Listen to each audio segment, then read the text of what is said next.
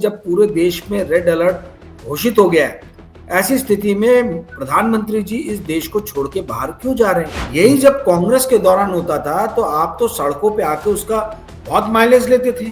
सड़कों पे आके जो है तमाम तरीके के तमाशे किए जाते थे। और अब यदि कोई ऐसा करने जाए तो आप बोलो कि ये देखो राष्ट्रभक्त नहीं है। पहलगाम के टाइम में जिस देश से वो वापस आए थे वहां पे अदानी जी का कोई प्रोजेक्ट नहीं था। भूटान में गौतम अदानी जी के कई प्रोजेक्ट्स हैं, ऐसा मुझे पता चला है। तो जहां भी गौतम अदानी जी के इंटरेस्ट इन्वॉल्व हैं उन कंट्रीज को हमारे माननीय प्रधानमंत्री जी श्री नरेंद्र जी मोदी बहुत ज्यादा तवज्जो देते हैं। तो वो गए हैं, अब कमिटमेंट है उनके मित्र का उस कंट्री के साथ में, तो ये भी अपना कमिटमेंट अपनी दोस्ती निभा रहे हैं। नमस्कार दोस्तों, कैसे हैं आप लोग। उम्मीद है आप सभी अच्छे होंगे। मेरी बगल वाली विंडो में आप देख पा रहे हैं राजीव रंजन जी वरिष्ठ पत्रकार हमारे साथ मौजूद है। सर बहुत बहुत स्वागत है आपका। सर का एक चैनल भी है करंट अनप्लग्ड बाय राजीव, आप उसको भी चेकआउट कर सकते हैं, काफी इंफॉर्मेटिव वीडियोस उस पर आते हैं। लेकिन सर आज एक बहुत ही गंभीर मामला हुआ है जिसको लेकर हम बात करना चाहते हैं। एक तरफ तो दिल्ली में कल शाम को एक धमाका हुआ जिसमें 9 लोग मारे गए, तमाम लोग घायल हैं, हड़कंप की स्थिति है, रेड अलर्ट पूरे देश में जारी कर दिया गया। और दूसरी तरफ हम देख रहे हैं प्रधानमंत्री नरेंद्र मोदी सुबह होते होते वो भूटान के चौथे जो राजा हैं उनका 70वां जन्मदिन मनाने के लिए चले जा रहे हैं और वहां जाकर कह रहे हैं कि मैं बड़ा दुखी हूं दिल्ली में जो धमाका हुआ। अब दुखी है तो वहां उतरते ही मुस्कुराते हुए वो पुष्प गुच्छ क्यों ले रहे थे, सबसे बातें क्यों कर रहे थे और जाने की ही जरूरत क्या थी। जब पहलगाम का हमला हुआ तो ये विदेश में थे, तो देश में वापस लौट आए और कहा कि देखिए प्रधानमंत्री कितने गंभीर हैं अपने देश को लेकर, यहाँ की सिक्योरिटी को लेकर। अब क्या हो गया? नहीं, अब ये हो गया कि पहलगाम के टाइम में जिस देश से वो वापस आए थे वहां पे अदानी जी का कोई प्रोजेक्ट नहीं था। भूटान में गौतम अदानी जी के कई प्रोजेक्ट्स हैं, ऐसा मुझे पता चला है। तो जहां भी गौतम अदानी जी के इंटरेस्ट इन्वॉल्व हैं उन कंट्रीज को हमारे माननीय प्रधानमंत्री जी श्री नरेंद्र जी मोदी बहुत ज्यादा तवज्जो देते हैं। तो वो गए हैं, अब कमिटमेंट है उनके मित्र का उस कंट्री के साथ में, तो ये भी अपना कमिटमेंट अपनी दोस्ती निभा रहे हैं। परंतु जो मेन देखने वाली बात है हिमांशु जी, वो ये है कि पहले ये बम हादसे या इस तरीके की घटनाएं होती थी, आतंकवादी घटनाएं होती थी, तो जो सत्तारूढ़ दल था वो एक राष्ट्र, आप ये कह लीजिए कि राष्ट्रभक्ति की भावनाओं को आद्वेलित करके, है ना, लोगों को एकजुट करता था अपने वोटिंग या अपने पॉलिटिकल माइलेज के लिए।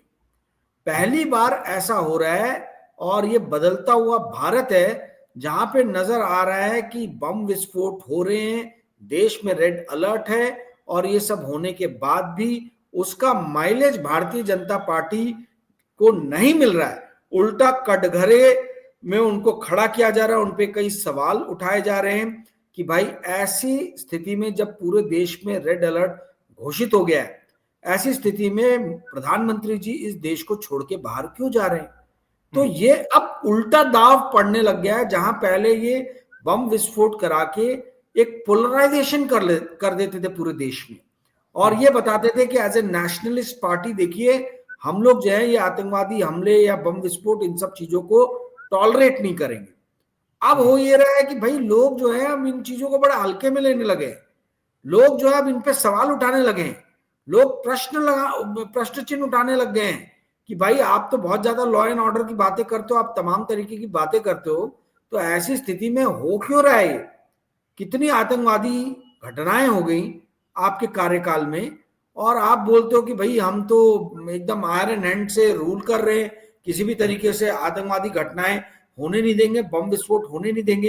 तो देखिए ये पूरा का पूरा जो पिछले 10-11 साल में देश का माहौल जो है वो चेंज हुआ और ये नेशनलिस्ट पार्टी का पर्दाफाश हुआ है। नेशनलिस्ट पार्टी को अब लोग समझने लग गए हैं कि कितना ज्यादा नेशनलिज्म की भावना है इनके अंदर में और ये नेशनलिज्म की भावना कब कब प्रस्फुटित होती है, कब कब फूटती है। ये जो है ये नेशनलिज्म की भावनाओं को अब देश बखूबी समझने लग गया है कि इन नेशनलिज्म की भावनाओं को, राष्ट्रीयता की भावना को ये कब कब और किस किस समय अपने पॉलिटिकल माइलेज के लिए इस्तेमाल करते हैं। अच्छा इसीलिए सर, अब तमाम तरीके के इन पे प्रश्न चिन्ह लग रहे हैं। जी हिमांशु। अच्छा, मोदी जी अभी भूटान में है और भूटान में कह रहे हैं कि ऑपरेशन सिंदूर 2.0 आ रहा है। अब देखिए, बिहार में आज मतगणना भी मतदान भी हो रहा है, तो हमको इस बात को भी ध्यान रखना होगा कि जो आचार संहिता है उसका उल्लंघन ना हो। अब मोदी जी बिहार में जाकर तो भाषण दे नहीं सकते थे, तो क्या उन्होंने इसी वजह से भूटान का रास्ता चुना है कि वहां जाकर वो इस तरह की बातें करें, जो पोलराइजेशन जिसका आप जिक्र कर रहे हैं उसको करने की कोशिश करें। हालांकि मैं इतना गिरा हुआ नहीं मानता हूं भारतीय राजनीति को कि इस तरह से जो घटनाएं हुई हैं, जो दुख दर्द है, उसको राजनीति में कन्वर्ट किया जाए। लेकिन इशारा क्या है, मोदी जी वहां जा रहे हैं, हंस रहे हैं, मुस्कुरा रहे हैं और मंच पर खड़े होकर कह रहे हैं कि ऑपरेशन सिंदूर 2.0 आने वाला है। हाँ तो लाएं, किसने रोका है? लाएं भैया, आपके हाथ में शासन है और आप सरकार चला रहे हैं, तो ऑपरेशन 2.0 2.0 जो बोल लीजिए वो लेके आइए, किसने आपको रोका है? राजनाथ जी तो कहते हैं कि ऑपरेशन सिंदूर खत्म ही नहीं हुआ है, तो हाँ तो 2.0 क्या ठीक है, तो ऑपरेशन सिंदूर खत्म नहीं हुआ है तो उसके अंतर्गत आप क्या कर रहे हैं, इससे तो देश को आप अवगत कराएंगे ना कि भाई है? ये जो ऑपरेशन सिंदूर कंटिन्यू हो रहा है, चल रहा है, इसमें क्या हो रहा है? इसमें हम देख रहे हैं कि इंडिया उसी कंट्री के साथ में क्रिकेट मैच खेल रहा है जिसके खिलाफ ऑपरेशन सिंदूर की बात जो है डिफेंस मिनिस्टर कर रहे हैं कि कंटिन्यू है। तो ये कैसा ऑपरेशन सिंदूर है भाई? एक तरफ आप ऑपरेशन चला रहे हैं, दूसरी तरफ आप क्रिकेट मैच खेल रहे हैं, किसने मना किया? आप कीजिए ना। देखिए क्या हो गया है हिमांशु जी, मैंने जो पहले प्रश्न के आपके जवाब में कहा कि अब लोगों ने इनको गंभीरता से लेना बंद कर दिया है। पहले जो इस तरीके की चीजें होती थी तो लोग इनके पीछे लामबंद हो जाते थे, एकजुट हो जाते थे, फिर लोगों को धीरे धीरे लगने लगा कि ये तो मिसयूज कर रहे हैं हमारा, और ना केवल देश के लोगों को बल्कि जो ग्लोबल लेवल पे विश्व में आप देखिए, ऑपरेशन सिंदूर के टाइम में भारत के साथ में सिर्फ 2 ही सरकारें आई, बाकी विश्व के किसी भी राष्ट्र ने भारत का साथ नहीं दिया। एक आई तालिबान की सरकार, तालिबानी सरकार, जिसके खिलाफ ये रह रह के जो है भारत में तालिबान का नाम लेके जो है वो अल्पसंख्यकों को टारगेट करते आए हैं, ठीक है। और दूसरी इनके साथ में आई इजराइल की सरकार, जो खुद ही काफी सारी मुसीबतों में घिरी हुई थी, क्योंकि फिलिस्तीन में वो जिस तरीके के कार्य कर रहे थे उससे पूरा पाश्चात्य जगत अमेरिका को छोड़ के सब के सब बड़े ही खफा थे, नाराज थे। तो ये 2 सरकार यदि हम छोड़ दे, इजराइल और तालिबान की, तो किसी ने भी ऑपरेशन सिंदूर के टाइम में मोदी जी का साथ नहीं दिया, भारत का साथ नहीं दिया। तो इससे क्या स्पष्ट होता है? इससे स्पष्ट होता है कि इंटरनेशनल लेवल पे भी जो ये अपना पॉलिटिकल ट्रस्ट था वो खो चुके हैं। जो पॉलिटिकल एडवांटेज था, जो इनको लिवरेज मिलता था, वो एक तरीके से समाप्त हो गया, द एंड हो गया उसका। और ये ना केवल वैश्विक स्तर पे बल्कि घरेलू स्तर पे भी हम देख रहे हैं कि देश की जनता जो अब इनको बड़े हल्के में ले रही है। लोग जो है इनसे सवाल पूछ रहे हैं कि भाई ये एन इलेक्शन के टाइम पे ही ऐसा क्यों होता है कि बम विस्फोट होते हैं, रेड अलर्ट होता है?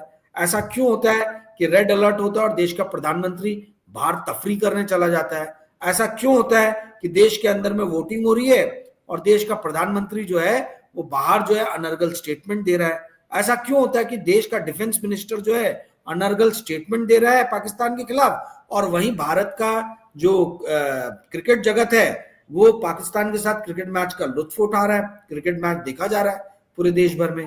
तो ये जो विरोधाभास हो रहा है और जिस तरीके से इनका असली रुख सामने सभी के सामने आया, इनका असली चेहरे का जो पर्दाफाश हुआ है, उससे यह समझ में आ रहा है कि इस तरीके की सारी स्ट्रैटेजीज या घोषणाएं या बातें जो है अब वो बेमानी हो गई हैं, उसका किसी भी तरीके से कोई असर नहीं पड़ रहा है जनता पे। जी मांशु जी। लेकिन सर, जनता पे असर तो ये पड़ रहा है ना कि डर है, खौफ है। आज दिल्ली वाले कहीं पर भी निकल रहे होंगे तो उनके घर वालों के अंदर जो है धक धक हो रही होगी कि ये दिल्ली कितनी सेफ है।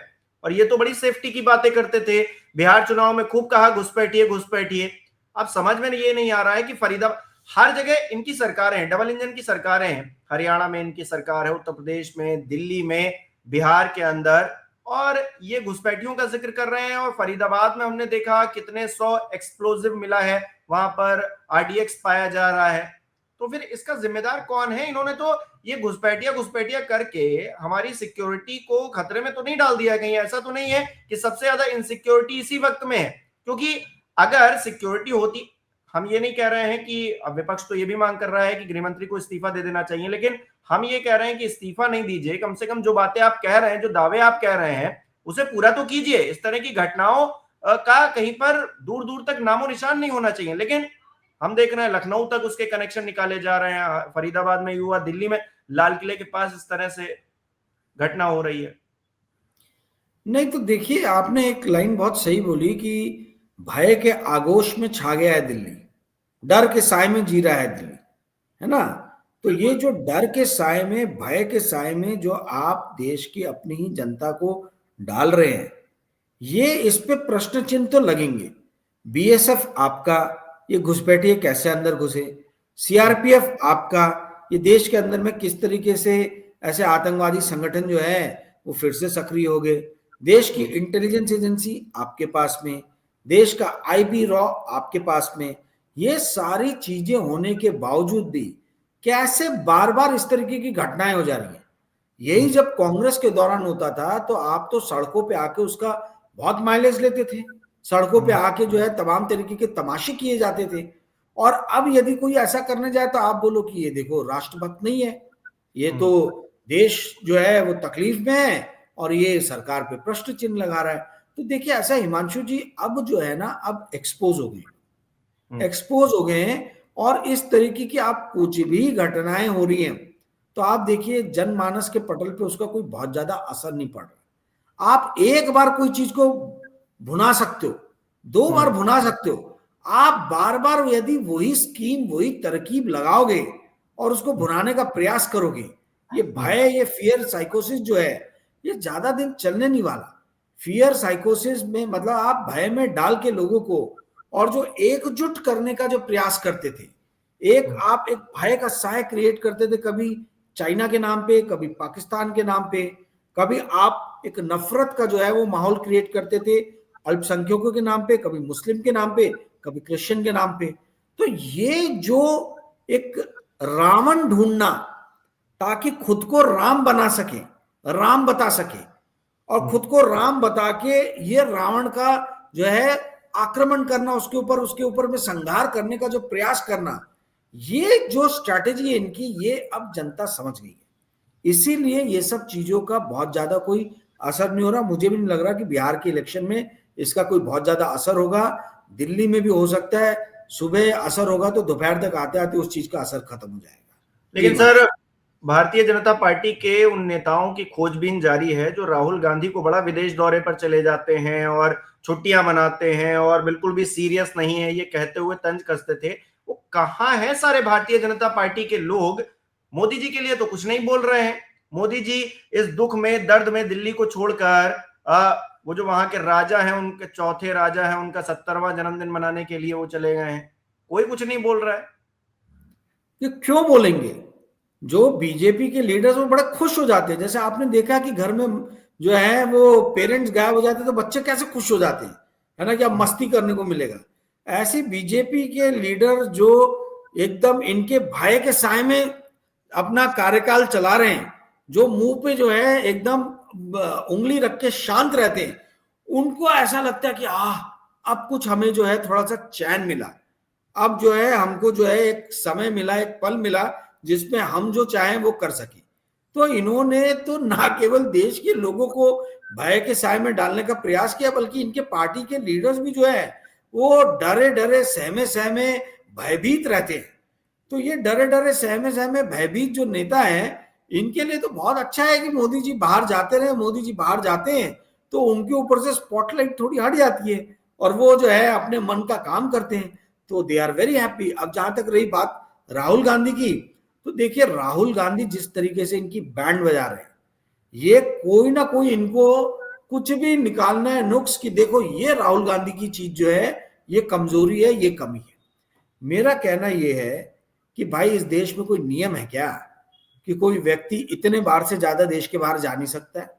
ये कोई नियम है क्या कि कितने दिन जो है Rahul Gandhi as an leader of opposition जो है कितनी बार विदेश का दौरा करें, कितने दिन दौरा करें, इस तरह के कोई नियम कानून है तो आप जरूर इनकी आप निंदा कीजिए। परंतु यदि वो नियम कानून के अंदर रह के कुछ भी कर रहे हैं तो भाई इसमें किसी को तकलीफ नहीं होना चाहिए। ये तो यही बात है कि जबरदस्ती का जो है ना राई का पहाड़ बनाना। राहुल गांधी जा रहे हैं कहीं विदेश तो भाई उसमें आपके पेट में क्यों दर्द हो रहा है? आप जा सकते हैं, आप भी जाइए। तो कहने का अर्थ ये है हिमांशु जी कि ये सब फालतू के मुद्दे हैं जिससे ये जनता का ध्यान भटकाना चाहते हैं अपनी असफलताओं से। ये जो जिस तरीके से असफल हो रहे, आज आप देखिए कोई भी परीक्षा बिना पेपर पर्चा लीक हुए हो नहीं पा रही है। आज आप देखिए कोई आदमी रेलवे में बैठता है, रेलगाड़ी में बैठता है तो बस भगवान से यही प्रार्थना करता है कि ये मेरी आखिरी यात्रा ना बना दे।